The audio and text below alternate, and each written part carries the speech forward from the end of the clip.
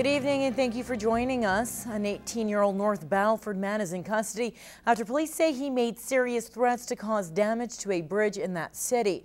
RCMP say they were notified at 4:30 this morning. Now, the time of the alleged attack was supposed to happen after 8 a.m. The suspect was found and arrested at a home on 110th Street. He remains in custody and will be facing charges of uttering threats. He was scheduled to appear in North Battleford Provincial Court today. Now, police continue to investigate. They say that they found nothing on the bridge. Well, Cut Knife RCMP are investigating a couple of serious armed home invasions that left 2 people injured. It happened last Friday afternoon. Now, RCMP say 5 suspects, 2 males and 3 females, one of whom was armed with a rifle, broke into 2 different homes and assaulted the lone occupants inside. They allegedly stole an undisclosed amount of money. Now, the 2 male victims, ages 50 and 42, were treated for injuries. 37-year-old Stacy Fox and 21-year-old Shaylin Littlechild are facing several charges, and including a count of robbery with a firearm, while a 28-year-old female not named was released on conditions. 2 suspects remain at large: 32-year-old Preston Boyd Wahobin and 30-year-old Elsie Darlene MacArthur. Police warn not to approach the suspects and to just call 911. Well, it's mostly known as a man's world when referring to the oil patch. Women only make up about 24% of employees in the petroleum sector. Now, with the heavy oil field show in town, Annika Nave caught up with some of these resilient women, shattering the stereotypes. It was the best career change of her life.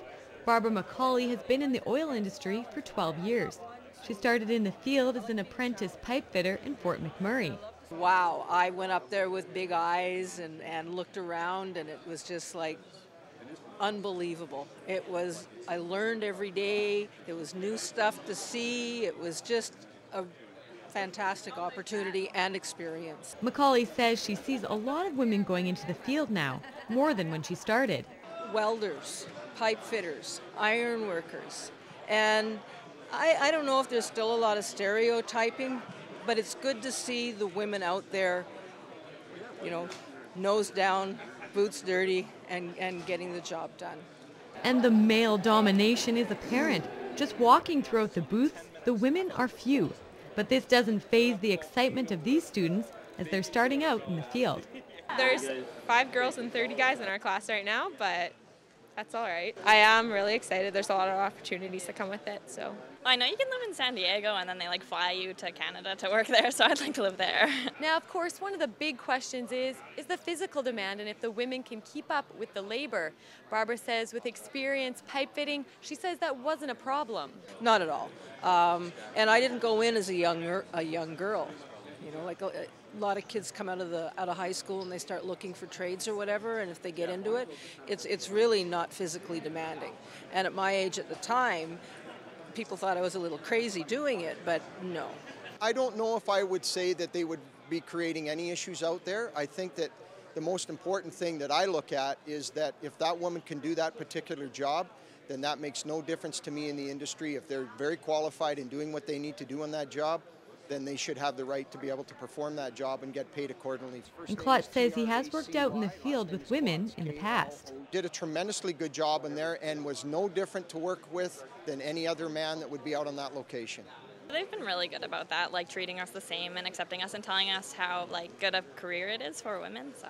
And if women are considering a job in the field, Barbara says to ignore the stigma and go for it. Don't think, do it. It's an opportunity that I think everybody should have. It's exciting, it's challenging, and you'll never be bored. We're better workers than the men are anyways. Annika Nave, Newcap News. Well, Lakeland College is adding some homegrown talent to its faculty. Georgina Altman has been named Vice President of Advancement. Born and raised in Lloydminster, Altman worked in student services at Lakeland College in the 90s and is returning after spending some time running her own consulting business. I feel like I've gone away and kind of educated myself and learned a whole bunch of new stuff, and now I'm coming home into a very, very familiar, lovely place to be. Altman brings with her a background in fundraising and a strong focus on developing leadership skills.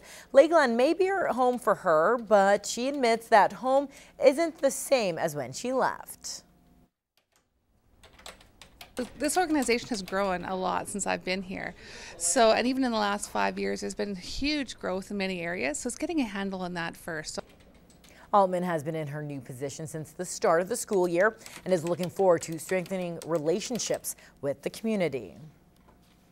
Well, retired astronaut and Canadian celebrity Chris Hadfield is coming to the border city in a week as he will be speaking at the Habitat for Humanity's The Sky Is Not the Limit fundraiser. It's a homecoming of sorts for the retired commander. Originally from southern Ontario, Hadfield learned to fly in Moose Jaw before training as a fighter pilot in Coal Lake. My wife and my son and I drove from Moose Jaw up and across and up to Coal Lake. And then I spent, I don't know what, I guess a year and a half. My second child was born in Coal Lake. So, yeah, I know the area on the ground to some degree, and I've seen it from space a lot.